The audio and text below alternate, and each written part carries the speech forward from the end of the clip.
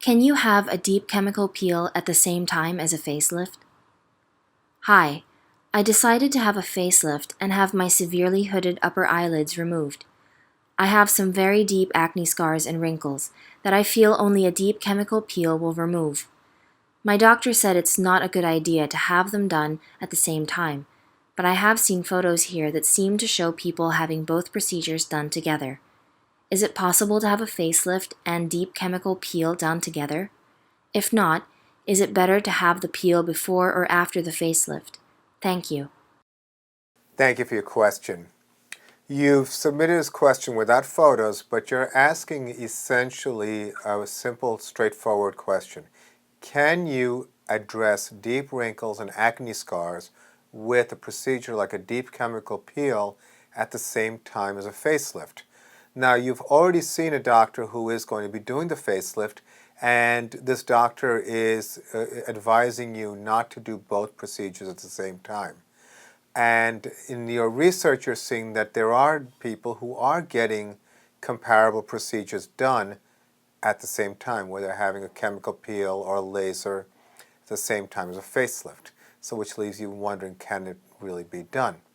I could certainly give you my opinion and my experience. I'm a board-certified cosmetic surgeon and a fellowship-trained oculofacial plastic surgeon practicing in Manhattan and Long Island for over 20 years. Facelifts is a big part of what I do, as well as rejuvenation of the skin for acne scars and wrinkles with devices such as lasers and chemical peels. 20 years, you have to appreciate that I've lived through this progression of the different modalities, and a lot of times life does have a tendency to come around full circle. So I'm going to just first give you an idea of what thoughts go in my mind, and I'm sure goes in the mind of your doctor when considering doing something to the skin at the same time as a facelift. Well, let's begin with understanding some basic ideas. Number one, what exactly happens when you do a facelift? Well, if you're doing a facelift where you're elevating the skin separately from the underlying SMAS, or superficial musculo aponeurotic system, then what you're doing is you are separating the skin away from a blood supply. Now, in those situations, obviously you are very concerned about the blood supply to the skin and any other stress to the skin. Now, if you're doing something like a deep plane facelift where you are initially going under the skin and then you're going under the SMAS, or superficial musculo aponeurotic system, you have a little bit more of a blood supply going to your skin, and there may be some room to work. But it's really a question of what is the best procedure to give you the results of the facelift, and not just think of how many things can you do at one time. So when you think about blood supply and depth of wrinkles, well, depth of wrinkles and depth of acne scars, there's a basic rule of thumb. The more deep you need to go, the more aggressive you have to be, the better results you can get up to a point, and then at the same time, the greater the chance for complication. Now, when you have a lot of deep wrinkles and a lot of acne scars, and you want to do a more aggressive chemical peel or a deeper peel, then it would not be my recommendation either to do it on the area of the flap. Now, something we do during a facelift where we can be more aggressive is in the area like around the mouth or the perioral area. We'll do something like laser, or a combination of like laser, fractional CO2 laser. But basically this area has not been undermined. When I say undermined, as I was describing, lifting the skin away from its blood supply. This area, it's safe to do these treatments because you haven't separated the skin from the blood supply. It's important to just understand that there's a balancing act here.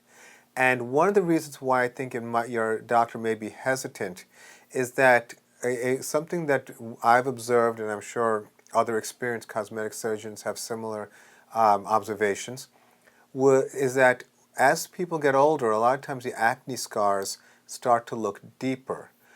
This is because the skin and the collagen in the skin and the deeper soft tissues decreases in volume, and so everything kind of collapses, and those wrinkles can look deeper, and the acne scars can look deeper. In other words, you may be over-treating before you can actually improve those wrinkles and acne scars with a lifting procedure. When you do a facelift, you are elevating and removing skin, which means there'll be some more tone to the skin when the procedure is completed. It would probably be comparable to something I would recommend, which is do the facelift, allow it to heal, and see what you want to address, and address appropriately after the facelift is healed. Now, something we will do on the flap area or to help acne scars is we'll use platelet-rich plasma. Platelet-rich plasma is derived from your own blood, and it's kind of a secondary procedure, and it's not something I do routinely on facelifts on the flap, but in terms of helping you try to understand other modalities, this is another option that you may want to discuss with your doctor. But again, I think that your doctor may have not explained it to you in this level of detail, but basically you don't want to take more risk than you need to. There is already a certain degree of risk with lifting.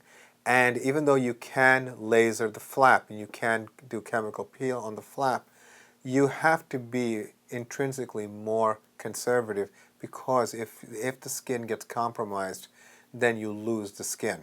So it's not something that anybody ever wants to consider and think about. So you want to depend on you want to rely on your doctor's experience and recommendation, and get the logic behind why your doctor is not recommending both at the same time. I suspect, as I said, your doctor wants to get the facelift done as best as possible without any change in the original plan, because of having to compromise on the blood supply, because that means less undermining. There are many ways to do these procedures, and certainly you will get many different opinions.